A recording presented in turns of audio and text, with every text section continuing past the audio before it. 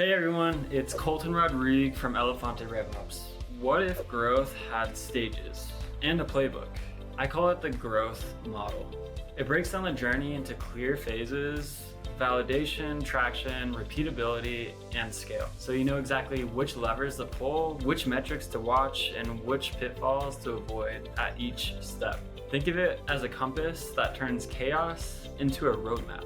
It maps out the journey that companies go through from chaos of the early days to more structured growth and ultimately to a stage where the business can almost run itself.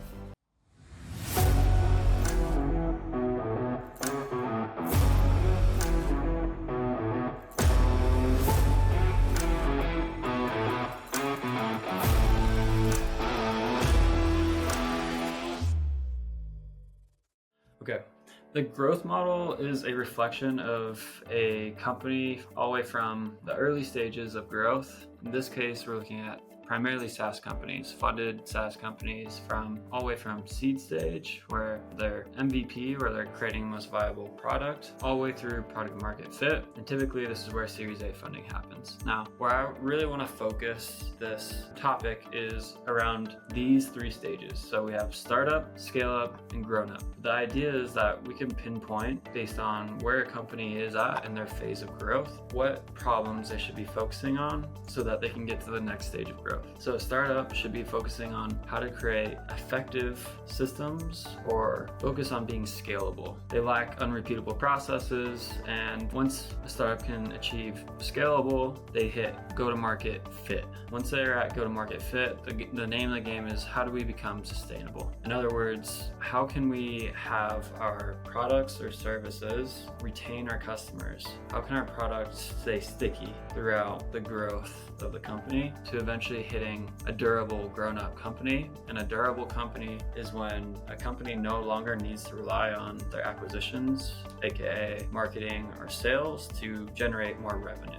This grown-up companies, think of Coca-Cola, for example. They have been around for so long that if they lost their marketing and sales, the company would still live on because it's such a name brand. Keep this growth curve in mind. Keep these three phases of growth of a company in mind as I go into the next framework here. If you've ever been part of a growing company, you know growth doesn't happen in a straight line. In the early days, it feels exciting, sometimes even chaotic, or would I argue pretty much all the time it's chaos starting a company. Later, it gets harder, and eventually, if you do it right, it can feel like the business starts to grow itself.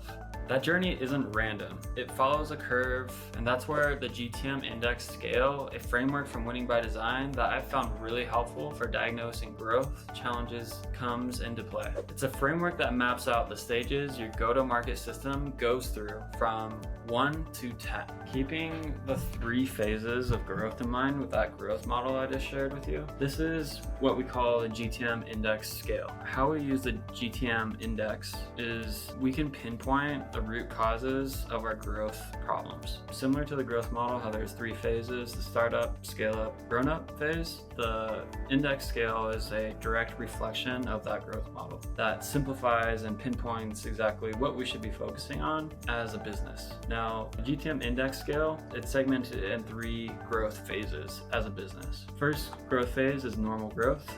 Second growth phase is accelerated growth. And third phase, which every business wants, is that compounding exponential growth, similar to that durable company that I shared with you, where it can just run on its own and growth is exponential. With this scale, so from the spectrum of 1 all the way to 10 here, we can go through and see where you are as a business and what kind of growth you're experiencing.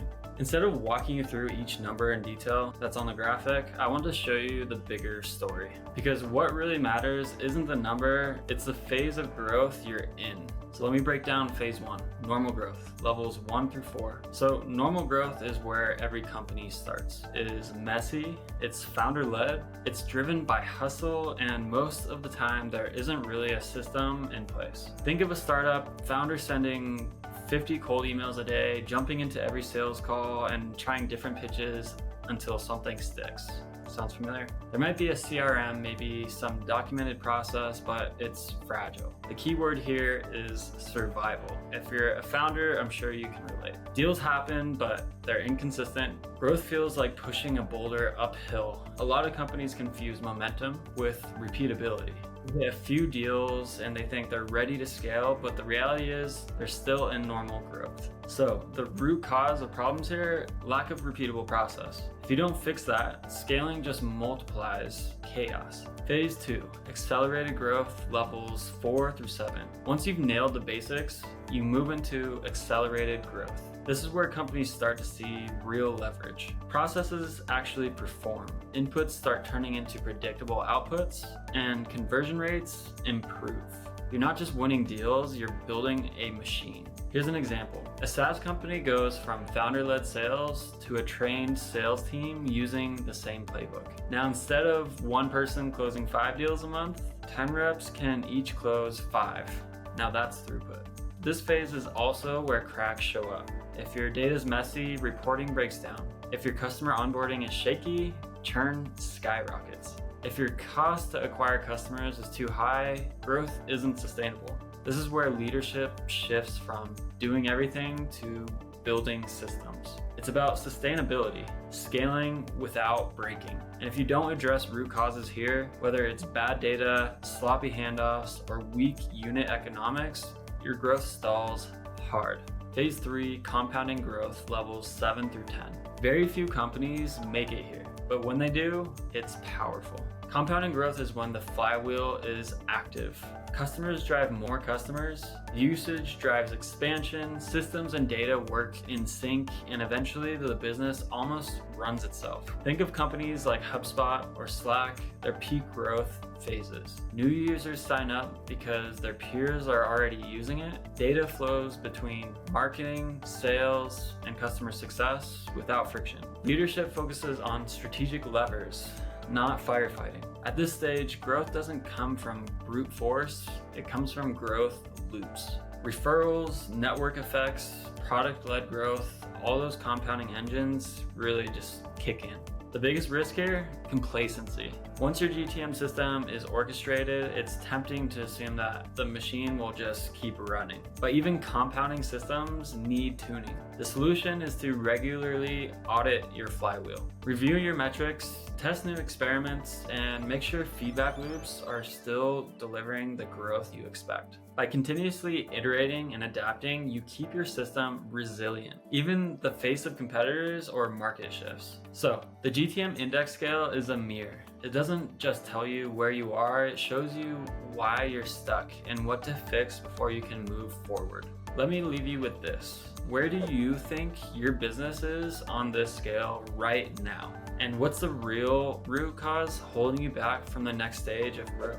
Drop your thoughts in the comments, and if you found this helpful, hit a like and subscribe. And if you're curious about your company's GTM index, take our free quiz by clicking the link in the description. Thanks for watching and keep doing it big. My name's Colten Roderigue from Elefante RevOps. Bye for now.